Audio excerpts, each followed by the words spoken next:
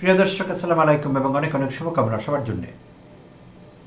বিগত আওয়ামী লীগ সরকারের আমলে শেখ হাসিনা সচিবালয়কে ব্যবহার করতেন, সচিবালয়ের আমলাদের ব্যবহার করতেন অবৈধ নির্বাচন পরিচালনা করবার জন্যে এবং ক্ষমতায় থাকবার জন্যে। আমলাদের হাসিনা বরাবরই ব্যবহার করেছেন যথেচ্ছা, এটি সবারই জানা আছে। আর তাই হাসিনা বরাবরই চেষ্টা করেছেন আমলাদের যত রকমের অন্যায় এবং অবৈধ সুবিধা দেয়া যায়। রাষ্ট্রের টাকা খরচ করে যেই আমলারা ইতিপূর্বে আকণ্ঠ দুর্নীতিতে নিমজ্জিত, প্রত্যেক আমলার বিদেশে বাড়ি আছে, বিদেশে সম্পদ পাচার করেছেন বেশিরভাগ আমলা, ব্যতিক্রম থাকতে পারেন। তো সেই আমলাদের আবার ওই তার সব কিছুর পরও সরকারি সুযোগ সুবিধা দিতেন হাসিনা, যত রকমের সুবিধা আছে। যেমন আমলাদের বিনা সুদে গাড়ি এবং বাড়ি কিনবার সুবিধা করে দিয়েছিলেন হাসিনা। ডিএস বা ডেপুটি সেক্রেটারি হিসাবে, উপসচিব হিসাবে 3 বছর কাজ করলে এই সুবিধা আমলারা পেতেন, বিনা সুদে গাড়ি এবং বাড়ি। আরও অনেক রকমের সুযোগ সুবিধা দেওয়া হয়েছিল। তাদের উদ্দেশ্য একটিই ছিল, তাদের কাজে লাগানো, আওয়ামী লীগের পক্ষে, শেখ হাসিনার নিজের পক্ষে ক্ষমতায় থাকবার জন্য। বাট এখন আমাদের যে সরকারটি আছে, জুলাই অভ্যুত্থান পরবর্তী 8 আগস্ট যে সরকার গঠিত হয়েছে, অধ্যাপক ইউনূসের নেতৃত্বাধীন অন্তর্বর্তীকালীন সরকার, এই সরকারের কাছ থেকে নিশ্চয়ই আমরা এমন কোনো আচরণ আশা করি না। কারণ এই সরকারের কোনো রাজনৈতিক এজেন্ডা নেই, থাকবার কোনো কারণও নেই। তারা একটি নির্বাচন দেবার চেষ্টা করছেন, প্রতিশ্রুতি দিয়েছেন, সেই লাইনেই যাচ্ছেন, কর্মতৎপরতা শুরু হয়েছে। সো এই সরকারের কোনো রাজনৈতিক এজেন্ডা আছে এটি আমাদের মনে করবার কোনো কারণ নেই। এই সরকারকে অবৈধভাবে ক্ষমতায় থাকবার জন্যে, ক্ষমতা দীর্ঘায়িত করবার জন্যে আমলাদের অন্যায়ভাবে ব্যবহার করতে হবে, সিস্টেমকে ম্যানিপুলেট করে, এমন কোনো বিষয় নেই। তাই আমলাদের অবৈধ সুযোগ সুবিধা দেবার বিষয়ে তাদের ভাববারও কোনো কারণ আছে এমনটি আমরা মনে করি না। কিন্তু ইদানিং সরকারের কিছু সিদ্ধান্ত জনমনে বিভ্রান্তি সৃষ্টি করেছে এবং কিছু প্রশ্নের উদ্রেক করেছে। সচিবালয় কেন্দ্রিক পুরো বিষয়টা, আমলা যেখানে সেখানে সচিবালয়, সচিবালয় যেখানে সেখানে আমলা। তো এখন এই মুহূর্তে সরকারের উপসচিবের পোস্ট আছে 1000-এর মতো, কম বেশি। ডিএস বা উপসচিব 1000-এর মতো পদ আছে। কিন্তু এখন উপসচিব হিসেবে কর্মরত রয়েছেন 1596 জন অফিসার। 1000 কম বা বেশি পোস্টের বিপরীতে 1596 জন, 1596 জন অফিসার কর্মরত আছেন ডিএস পদে। 596 সংখ্যাটি অতিরিক্ত, অর্থাৎ পোস্ট নেই। পোস্ট আছে কম বেশি 1000 জনের, দায়িত্ব পালন করছেন ডিএস হিসেবে বা উপসচিব হিসেবে 1596 জন। আচ্ছা, আর গত মাসে, শুধু গত মাসেই সিনিয়র অ্যাসিস্ট্যান্ট সেক্রেটারি থেকে প্রমোট করা হয়েছে, পদোন্নতি দেওয়া হয়েছে 268 জন অফিসারকে। তারা সিনিয়র অ্যাসিস্ট্যান্ট সেক্রেটারি ছিলেন, তাদেরকে পদোন্নতি দিয়ে ডিএস বানানো হয়েছে, ডেপুটি সেক্রেটারি বা উপসচিব বানানো হয়েছে। তো ফাইন, পদোন্নতি পেয়েছে তারা, ভালো কথা। কিন্তু তাদের পদায়ন কোথায় হবে?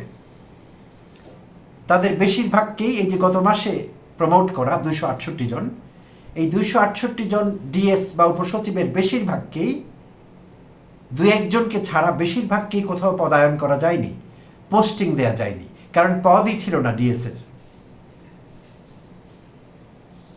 ফলে তারা প্রমোশন পেয়েছেন, এখন তাদেরকে ডিএস বলা হচ্ছে, উপসচিব বলা হচ্ছে।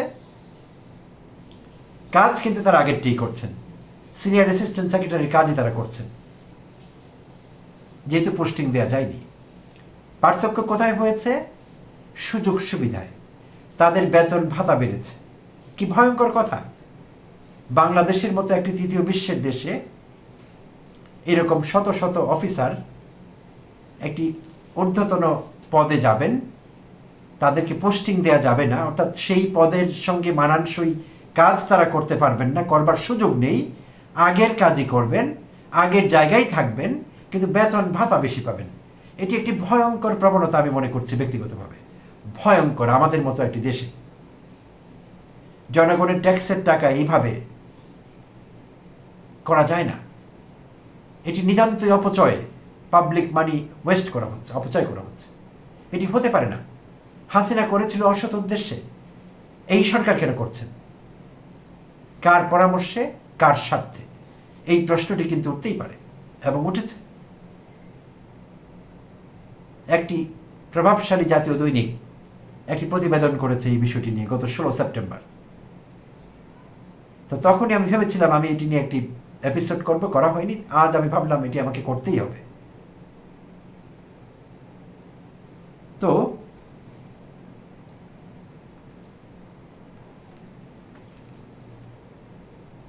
জনপ্রশাসন মন্ত্রণালয়ের তথ্য অনুযায়ী বর্তমানে সহকারী সচিব থেকে সচিব পর্যন্ত প্রশাসনে মোট কর্মকর্তা আছেন 6518 জন।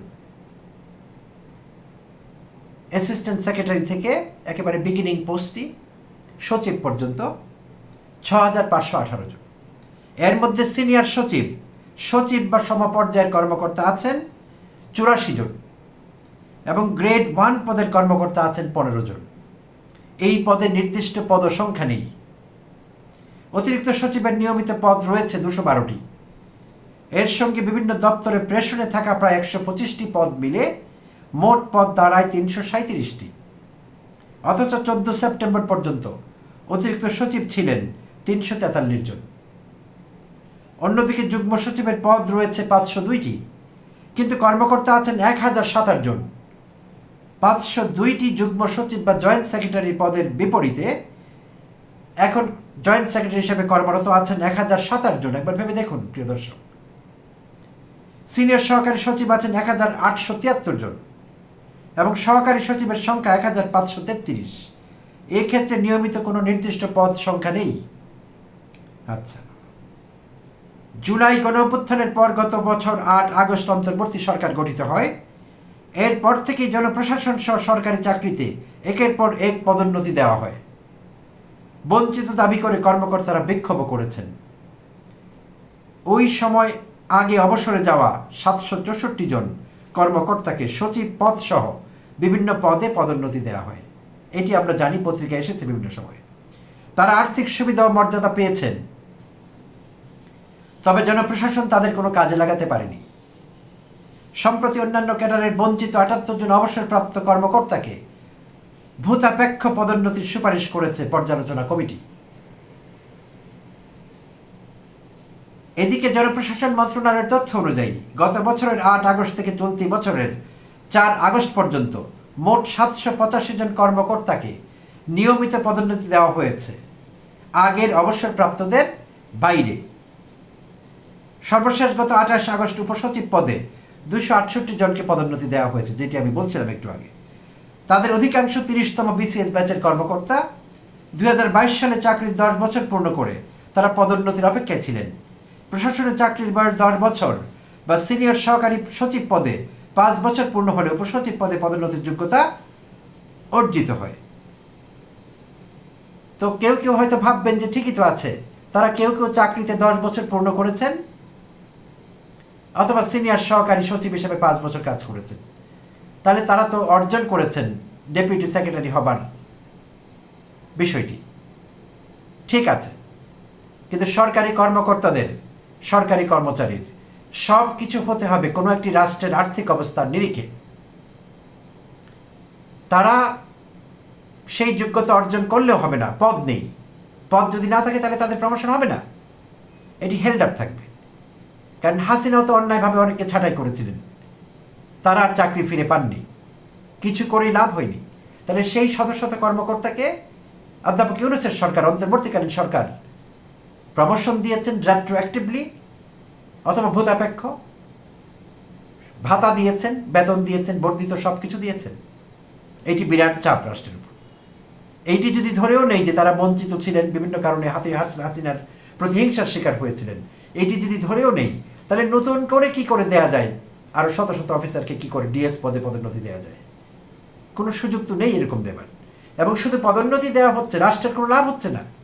এরকম একতরফা সুযোগ সুবিধা কোনো সরকারি কর্মচারী পেতে পারেন না, কোনো কারণেই না, আমাদের মতো একটি গরিব দেশে কোনো অবস্থাই না। আচ্ছা, উপসচিব পদে পদোন্নতির কথা তো বললাম, গত মাসেই দেওয়া হয়েছে 268 জনকে। জনপ্রশাসন সূত্র জানিয়েছে উপসচিব পদে পদোন্নতির পর অতিরিক্ত সচিব পর্যায়ে, এডিশনাল সেক্রেটারি পর্যায়ে পদোন্নতির প্রক্রিয়া শুরু হয়েছে। অচিরেই পদোন্নতি হতে পাবে, পোস্ট নেই, আবার প্রমোশন। জয়েন্ট সেক্রেটারি থেকে অতিরিক্ত সচিব, পোস্ট নেই, পদ নেই, প্রমোশন হবে, বেতন ভাতা বাড়বে, সুযোগ সুবিধা বাড়বে অফিসারদের, রাষ্ট্র কিছু পাবে না। প্রশাসনে উপসচিব ও তার উপরের পদে পদোন্নতির জন্য কর্মকর্তা বাছাই করা হয় সুপিরিয়র সিলেকশন বোর্ডে, এসএসবি বলা হয়, সুপিরিয়র সিলেকশন বোর্ড। এই বোর্ডের সভাপতি মন্ত্রী পরিষদ সচিব। এছাড়া জুলাই গণঅভ্যুত্থানের পর প্রশাসনের ঊর্ধ্বতন পদে পদোন্নতি ও পদায়নের বিষয়ে জনপ্রশাসন বিষয়ক কমিটিতে সিদ্ধান্ত হয়। একটি কমিটি গঠন করা হয়েছে জুলাই অভ্যুত্থানের পর, জনপ্রশাসন বিষয়ক কমিটি। সেই কমিটি যাচাই বাছাই করে এই প্রমোশনগুলো দিয়ে থাকেন কমিটির লোকেরা। আচ্ছা, ভালো। এই কমিটিতে কারা কারা রয়েছেন এক নজরে একটু দেখে নেই। অর্থ উপদেষ্টা সালেউদ্দিন আহমেদ, জ্বালানি উপদেষ্টা মোহাম্মদ ফাউজুল কবির খান, পরিবেশ উপদেষ্টা সৈয়দা রিজওয়ানা হাসান, তথ্য উপদেষ্টা মাহফুজ আলম, মন্ত্রী পরিষদ সচিব শেখ আব্দুর রশিদ এবং জনপ্রশাসন মন্ত্রণালয়ের জ্যেষ্ঠ সচিব মোহাম্মদ মোখলেসুর রহমান। কমিটির সিদ্ধান্ত প্রধান উপদেষ্টার কাছে অনুমোদনের জন্য পাঠানো হয়। এরপর পদোন্নতি পদায়নের সিদ্ধান্ত হয়। তাহলে প্রধান উপদেষ্টার পর্যন্ত ইনভলভমেন্ট আছে বিষয়টিতে।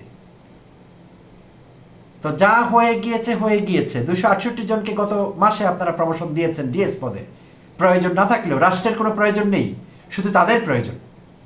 আচ্ছা, তো এখন যে বিষয়টি হচ্ছে, জয়েন্ট সেক্রেটারি থেকে এডিশনাল সেক্রেটারি পদে পদোন্নতি দেওয়া হবে।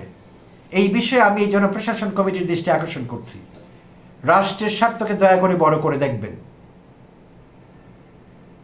শুধু অফিসার সুযোগ সুবিধা পাবেন, বেতন ভাতা বাড়বে, রাষ্ট্র কিছু পাবে না, তাদের কাজ করবার জায়গা থাকবে না, যেহেতু পদ সৃষ্টি হয়নি।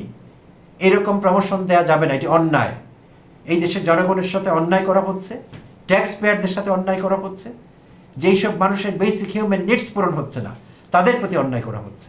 আরও অনেক জরুরি কাজ রাষ্ট্রের আছে, সেই অতিরিক্ত বেতন ভাতা, যেটি নিছক একটি অপচয়, সেইটি বাঁচিয়ে অন্য জায়গায়, আরও গুরুত্বপূর্ণ জায়গায় কাজে লাগাতে হবে, রাষ্ট্রের স্বার্থে, জনগণের স্বার্থে। 1 জন 2 জন 10 জন 20 জন 300 অফিসারের স্বার্থে না, আরও বেশি মানুষের স্বার্থে। এই কাজটি করতে হবে। কোনো কারণে আপনারা হাসিনাকে অনুকরণ করতে পারেন না এই বিষয়ে অন্তত। তাহলে হাসিনার আর আপনাদের মধ্যে পার্থক্য কী হলো? যাদের যাদের নাম আমি বললাম, সালেউদ্দিন আহমেদ অর্থ উপদেষ্টা, রিজওয়ানা, আরও যাদের কথা আমি বললাম, মাহফুজ আলম, প্রত্যেকের এখানে দায় আছে। তাই আমরা চাইছি অপ্রয়োজনীয় একজন অফিসার যাতে পদোন্নতি না পান। আর আরেকটি কথা এখানে প্রসঙ্গক্রমে বলছি, কয়েকশো অফিসারকে হাসিনা পতনের পর যারা দাবি করলেন, মিছিল করলেন যে আমরা পদোন্নতি বঞ্চিত, আমরা আক্রোশের শিকার হয়েছি, প্রতিহিংসার শিকার হয়েছি, এবং সরকার সেটা মেনে গিয়ে তাদের ঢালাওভাবে পদোন্নতি, বেতন ভাতা বাড়িয়ে দেওয়া হলো রেট্রোঅ্যাক্টিভলি, পোতাপেক্ষ। তো এখানে একটি প্রশ্ন আমি রাখতেই পারি, আর সেটি হলো, এই অফিসাররা কি খুব সৎ মানুষ ছিলেন, যারা সততার ঝান্ডা উড়িয়েছেন সারা বছর, সারা জীবন, যত বছর চাকরি করেছেন? এদের মধ্যে কজন পাওয়া যাবে যারা ঘুষ খাননি, কোটি কোটি টাকা, বাড়ি গাড়ি করেননি, নামে বেনামে বিদেশে টাকা পাচার করেননি? কজন পাওয়া যাবে? তাহলে সেখানেও কি যাচাই বাছাই দরকার ছিল না? তাদের ইতিমধ্যে কি সম্পদ অর্জিত হয়েছে, কোথায় কোথায় সম্পদ করছেন, ঢালাওভাবে না করে এই কাজটি কি করা যেত না? যাচাই বাছাই করে সত্যিকার অর্থে যারা প্রতিহিংসার শিকার হয়েছিলেন এবং যারা সৎ, কোনো এক্সট্রা উপার্জন ছিল না বেতনের বাইরে, তাদেরকে করা যেত। সবাইকে যে ঢালাওভাবে পাইকারি করা হলো, তারা সবাইকে ডিজার্ভ করতেন গরিব মানুষের টাকায় এই সুযোগ সুবিধা, তাও আবার রেট্রোঅ্যাক্টিভলি, ভূতাপেক্ষ, পেছনের দিকে ফিরে গিয়ে। এই বিষয়টি কি বিবেচনা নেওয়া হয়েছিল? নিশ্চয়ই হয়নি। যেমন মুক্তিযোদ্ধা হলে ঢালাও ভাতা দেওয়া হচ্ছে এই গরিব রাষ্ট্রে। এইটিও হাসিনা অসৎ উদ্দেশ্যে করেছিলেন, কোনো ভালো উদ্দেশ্যে করেননি। হাসিনা বোঝাবার চেষ্টা করেছিলেন যেহেতু আওয়ামী লীগ, যেহেতু মুক্তিযুদ্ধের সোল এজেন্ট, একমাত্র পরিবেশক এবং পরিচালক, তাই আমরা মুক্তিযোদ্ধাদের ভাতা দিচ্ছি। সেটিও কি ঢালাওভাবে দেয়া ঠিক ছিল? অনেক সঙ্গতি সম্পন্ন মুক্তিযোদ্ধা আছেন, তার সেই ভাতার দরকার হয় না, কিন্তু তারা কি অতটাই সৎ, অতটাই ইন্টেগ্রিটি তাদের মধ্যে আছে মুক্তিযোদ্ধা হলেও যে তারা বলবে আমার চাই না? আছে কি এরকম? করেছিল কি কেউ কখনো? না, করেনি। আমার আত্মীয় স্বজন আছেন দু একজন যাদের এই ভাতাটি দরকার হয় না, তারা মুক্তিযোদ্ধা ছিলেন, তারা ভাতাটি পাচ্ছেন, সারেন্ডার করেননি, অস্বীকার করেননি নিতে। তার মানে কি? পাইকারি দেওয়া হয়েছে। সেখানে তো যাচাই বাছাই করার দরকার ছিল যে শুধু যোদ্ধা হতো মুক্তিযোদ্ধা ভাতা পাবেন, মুক্তিযোদ্ধা অথচ গরিব, খেতে পান না, কষ্টে আছেন, তিনি ভাতা পাবেন।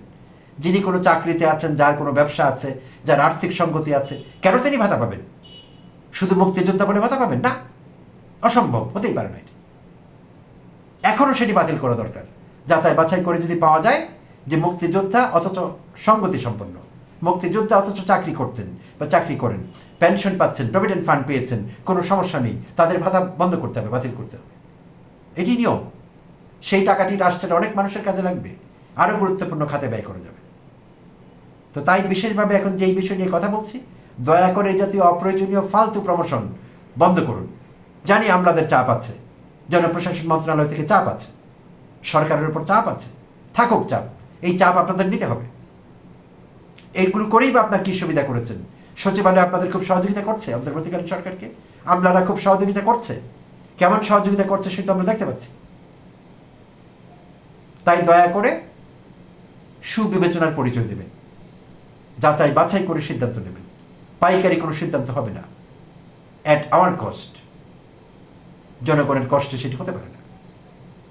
ধন্যবাদ সবাইকে, ভালো থাকবেন।